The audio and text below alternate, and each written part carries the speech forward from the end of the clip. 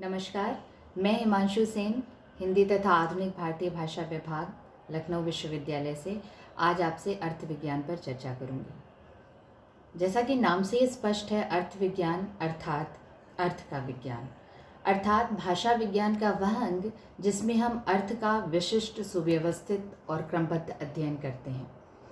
हम सभी जानते हैं भाषा विज्ञान के अनेक अंग होते हैं: ध्वनि विज्ञान, शब्द विज्ञान, पद और रूप विज्ञान, वाक्य विज्ञान और अर्थ विज्ञान। परंतु अर्थ विज्ञान भाषा विज्ञान के सर्वाधिक महत्वपूर्ण अंगों में से एक है, क्योंकि भाषा की परिभाषा ही दी जाती है। सार्थक ध्वनि समष्टि का नाम है भाषा, अर्थात जो शब्द या भाषा का वह रूप जो सार्थक हो वही उपादेय होता है, वही प्रयोजनपूर्ण होता है। वस्तुतः हमारे भाषा वैज्ञानिकों ने शब्द और अर्थ के संबंध को कुछ उसी तरह देखा है जैसे शरीर और आत्मा के संबंध को देखा जाता है। जैसे जब तक शरीर में आत्मा है, प्राण है, वो प्रयोजनपूर्ण है, वो उपादेय है, वो सार्थक है, उद्देश्यपूर्ण है। उसी प्रकार भाषा में, शब्दों में जब अर्थ है तभी वो प्राणवान है, तभी वो जीवंत है, तभी वो सार्थक है, तभी वो प्रयोजनपूर्ण है। अन्यथा निरर्थक शब्दों का कोई महत्व नहीं होता, कोई उपयोगिता नहीं होती। भाषा में शब्द और अर्थ के इस संबंध को शाश्वत रूप से हमारे भाषा वैज्ञानिकों ने देखा है।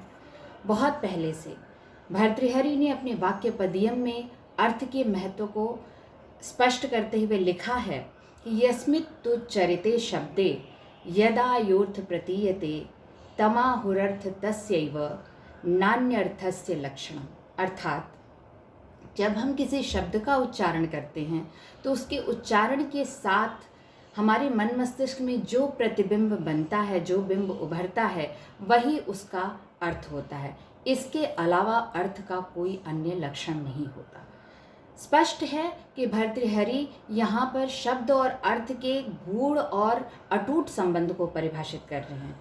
इसी को आगे बढ़ाते हुए यास्क अपने निरुक्त में लिखते हैं कि जैसे बिना अग्नि के शुष्क ईंधन में आग नहीं जल सकती, वो प्रज्वलित नहीं हो सकता, उसी प्रकार अर्थ के बिना शब्द में गौरव, अर्थ, गांधीर्य या उसका प्रयोजन स्पष्ट नहीं होता, उसकी महत्ता नहीं होती, उसकी सार्थकता नहीं होती।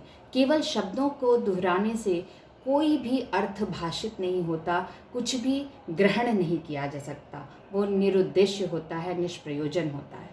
बस इस भाषा और अर्थ के संबंध को देखते हुए हम सामान्य तौर पे ये पाते हैं कि शब्दों का अर्थ हम किस तरह से ग्रहण करते हैं। सामान्य जीवन में अर्थ ग्रहण हम दो प्रकार से करते हैं। पहला प्रकार होता है स्वानुभूत और दूसरा होता है परानुभूत। स्वानुभूत से तात्पर्य अर्थ का वह रूप जब हम अपने आप शब्दों द्वारा उस अर्थ को ग्रहण करते हैं, अर्थात बचपन से लेके बड़े होने तक व्यवहार में, कोश में या जिस भी प्रकार से हो, हम जो स्वयं अनुभव करते हैं शब्दों का अर्थ, उसे हम स्वानुभूत कहते हैं। और कई बार ऐसा होता है, बहुत से स्थलों पे हम नहीं जाते, बहुत से वस्तुओं का ज्ञान हमें नहीं होता, बहुत से खाद्य पदार्थ, बहुत से फल फूल ऐसे हैं जिनको हमने कभी नहीं देखा, लेकिन दूसरे किसी और ने जिसने इसे देखा है, वो इस प्रकार से ऐसा वर्णन करता है कि हमें भी लगने लगता है कि अच्छा, ये वस्तु, ये फल, ये स्थान इस प्रकार का है। तो तब जो अनुभव हम प्राप्त करते हैं उसे हम परानुभूत कहते हैं, अर्थात दूसरे द्वारा किए हुए अनुभव को जब उस व्यक्ति के शब्दों द्वारा, उसके अनुभव द्वारा हम ग्रहण करते हैं तो वो अनुभव की श्रेणी होती है परानुभूत। इस प्रकार से हम दो माध्यमों से शब्दों का अर्थ ग्रहण करते हैं, स्वानुभूत और परानुभूत। अब हम बात करते हैं कि अनुभव के इस आधार द्वारा या इन प्रकारों द्वारा हम किस तरह से अर्थबोध लेते हैं। इसे हम कहते हैं अर्थबोध के माध्यम अथवा अर्थबोध के साधन। इसकी दो दृष्टियां सामान्य तौर पे भाषा विज्ञान में प्रचलित हैं। पहली है भारतीय दृष्टि और दूसरी है पाश्चात्य दृष्टि। भारतीय दृष्टि के हिसाब से अर्थबोध के कुल 8 साधन माने गए हैं, जिनमें व्यवहार, व्याकरण, कोश, उपमान, संदर्भ, आप्तवाक्य, सानिध्य, बलाघात और शोरलहर। तात्पर्य कहने का ये है कि ये 8 प्रकार वो हैं जिनसे हम किसी भी शब्द का अर्थ ग्रहण करते हैं। जैसे व्यवहार, बचपन से लेके जब हम भाषा का प्रयोग करना शुरू करते हैं तो किस शब्द का व्यवहार हम किस अर्थ में कर रहे हैं, धीरे धीरे हम उस शब्द को उसी अर्थ में ग्रहण करने लगते हैं। कभी कुछ कठिनाई हुई, जैसे कुर्सी, हमें नहीं पता कुर्सी का मतलब क्या होता है, लेकिन बचपन से सुनते सुनते हमने कुर्सी को कुर्सी के रूप में देखना शुरू कर दिया। हमें नहीं पता कि सफ़ेद छोटे टुकड़ा अन्न जो होता है उसको हम क्या कहते हैं, लेकिन बचपन से सुनते सुनते व्यवहार में आते आते हमने उस अन्न को जान लिया कि यह चावल है, यह दाल है, या इसे हम आम कहते हैं। ये व्यवहार से हम सीख जाते हैं, भाषा का व्यवहार करते करते हम उसका अर्थ ग्रहण कर लेते हैं। इसी तरह एक व्याकरणिक अर्थ भी होता है। जैसे जब हमने कभी शब्दों का गठन किया, उन शब्दों में अर्थ भरा, उसके बाद कुछ व्याकरणिक तत्वों द्वारा उन शब्दों का अर्थ परिवर्तित किया जाता है, उसमें विस्तार किया जाता है। जैसे कि पुत्र, पुत्र मतलब बेटा। अब इसके आगे उपसर्ग लगाते हैं कुपुत्र, सुपुत्र। कुपुत्र यानी जो बेटा लायक न हो उसे हम कुपुत्र कहते हैं, और सुपुत्र यानी जो लायक बच्चा होता है उसे हम सुपुत्र कहते हैं। कु और सु 2 उपसर्ग हैं, और इन दोनों को लगाने से पुत्र जो का अर्थ होता है उसमें हमने अर्थ परिवर्तन उपस्थित किया। तो हम व्याकरण द्वारा भी शब्दों का अर्थ प्राप्त करते हैं। इसके अलावा होता है कोश। कोश एक ऐसा ग्रंथ जिसमें उस भाषा में व्यवहृत होने वाले सामान्य तौर पे सभी शब्द एक व्यवस्थित क्रम में होते हैं। जिस शब्द का अर्थ हमें प्राप्त नहीं होता हम कोश से उसको ग्रहण कर लेते हैं। संदर्भ अथवा प्रकरण, इसके द्वारा भी हम शब्दों का अर्थ ग्रहण करते हैं। किस संदर्भ में शब्द का प्रयोग किया जा रहा है। कई बार एक शब्द के अनेक अर्थ होते हैं। जैसे गोली, गोली जब डॉक्टर द्वारा दी जाती है तो वो दवा के संदर्भ में होती है, जब बच्चों द्वारा खेली जा रही होती है तो कंचे के संदर्भ में होती है, जब सैनिकों द्वारा या युद्ध क्षेत्र में प्रयुक्त हो रही है तो वो बंदूक से निकली हुई गोली की बात हो रही होती है। तो संदर्भ द्वारा भी हम शब्दों का अर्थ ग्रहण करते हैं। एक महत्वपूर्ण और साधन है जिसके बारे में हम जरूर चर्चा करेंगे, आप्तवाक्य। आप्तवाक्य मूलतः वो शब्द का अर्थ होता है जिसे हम सामान्य जीवन में कभी देखते नहीं, कभी प्राप्त नहीं करते, वरन वो एक परिकल्पना होती है, एक अवधारणा होती है जिसे ऋषि मुनियों और विद्वानों ने परिभाषित किया होता है। जैसे स्वर्ग, नरक, ईश्वर, ब्रह्म, हम इसके बारे में कुछ नहीं जानते। आत्मा, परमात्मा, न कभी देखा, न कभी जाना, न कभी समझा, लेकिन हमारे बुजुर्गों ने, हमारे ऋषि मुनियों ने, हमारे विद्वानों ने इन सभी की एक अवधारणा विकसित की, एक अर्थ दिया। ऐसे शब्दों को हम आप्तवाक्य कहते हैं। इसके अतिरिक्त उपमान से भी हम शब्दों का अर्थ निकालते हैं, सानिध्य से निकालते हैं। बलाघात और सुरलहर, बलाघात और सुरलहर से तात्पर्य हम किस शब्द पर जोर देकर उच्चारण कर रहे हैं और उस उच्चारण के द्वारा जो अर्थ मिलता है। जैसे अगर हम कहें 3 शब्द हैं, रुको, मत, जाओ, इस पे अगर हम रुको पर जोर दे के बात करते हैं, रुको, मत, जाओ, तो इसका अर्थ होता है कि हम जाने वाले से कह रहे हैं कि तुम रुको और तुम जाओ मत। वहीं अगर हम इन्हीं 3 शब्दों को बोलें, रुको, मत, जाओ, तो इसका अर्थ होता है कि तुम्हें रुकना नहीं है, तुम जाओ। 3 शब्द, वही क्रम, वही व्यवस्था, लेकिन बोलने के बलाघात द्वारा यानी जोर देने द्वारा हमने उन शब्दों का अर्थ बिल्कुल बदल दिया।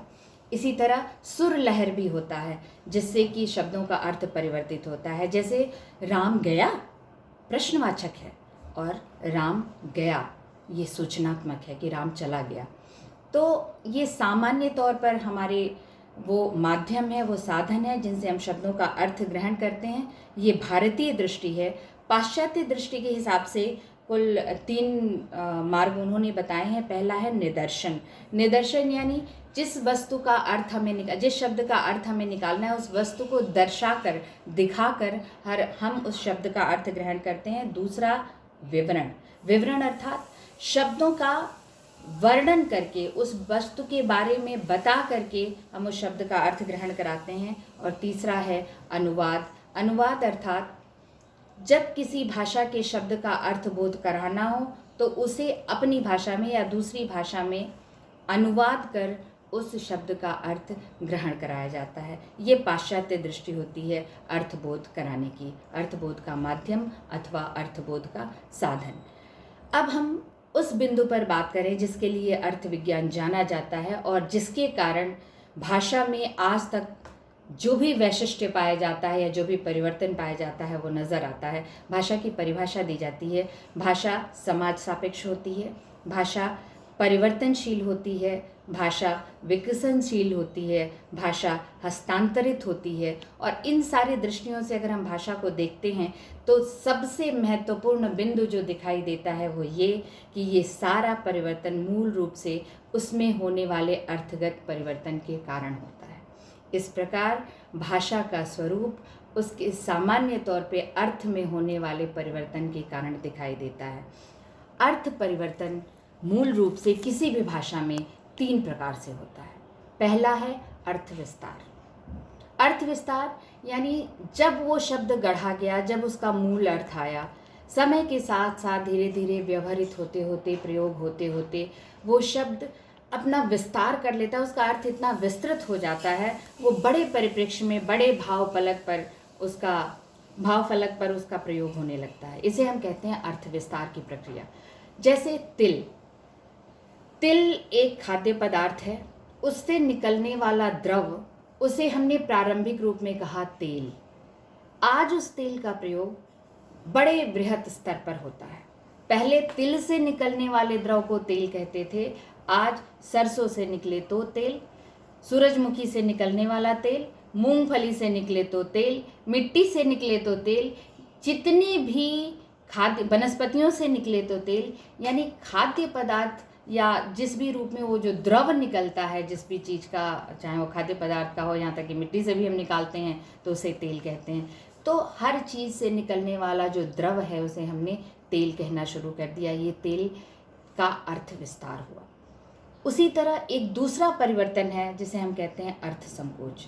यानी जब वो शब्द प्रयोग में था, व्यवहृत होता था, तो एक बड़े स्तर पर उसका अर्थ था, एक बड़ा अर्थ वहन करता था, परंतु धीरे धीरे समय के साथ वो अर्थ संकुचित हो गया। जैसे अपने प्रारंभिक रूप में मृग शब्द जंगल में पाए जाने वाले चौपायों के लिए प्रयुक्त होता था, लेकिन समय के साथ व्यवहार प्रयोग में परिवर्तन आया और आज उस मृग का अर्थ केवल हिरन के रूप में सिमट कर रह गया। अब वो मृगया, जिसे आखेट कहा करते थे, जंगली जानवरों के शिकार के लिए प्रयोग किया करते थे, आज उस संदर्भ में मृग नहीं प्रयुक्त होता, वरन वो केवल हिरन के अर्थ के रूप में प्रयुक्त होता है। इस अर्थ परिवर्तन की दृष्टि को हम अर्थ संकोच कहते हैं।